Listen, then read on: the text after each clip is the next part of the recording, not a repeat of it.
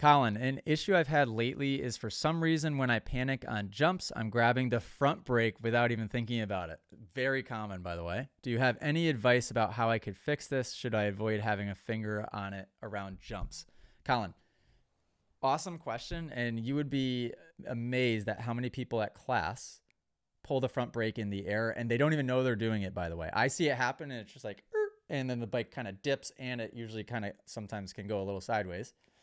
The scary thing with tapping the front brake in the air is that it doesn't start rolling again before you land. So that's where it's going to mess you up. And if your wheel's a little bit turned, it can kind of tweak the front end down and out a little bit sideways. Yeah, just probably a habit.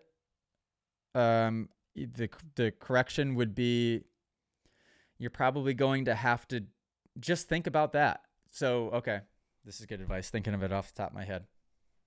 I don't necessarily want to tell you to start going with 4 fingers on throttle and remove the finger from the lever, because then you're going to start to form the habit of not covering the controls, which I do like to jump and leave my front pointer fingers on the controls almost no matter what. It's a good habit to have.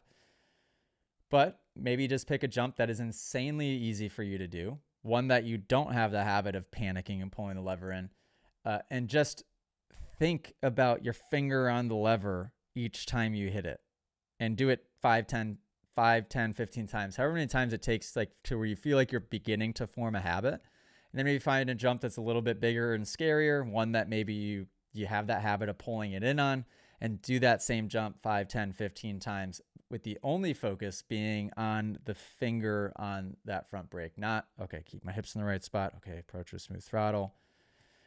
All those other things, because then you'll forget about the finger. I do that on a mountain bike. Not front brake one. So mountain bike, I always switch my brake so that it matches front brake on the right. Mountain bikes are typically the opposite. And when I jump on a mountain bike, I have the habit of pulling in the clutch, which is rear brake. So I constantly, when I ride downhill mountain bikes, I'm always doing brake taps when I don't mean to be doing brake taps. But at least it's rear, so it's not end of the world. If you guys enjoyed this podcast clip and you want to listen to full episodes, you can do so on Spotify and Apple Music. If you want to send in your own video submission, you can join us in the Moto Academy family inside of the Moto Academy app by just going to themotoacademy.com. That's also where you can sign up for a class. Okay, guys, see you next episode.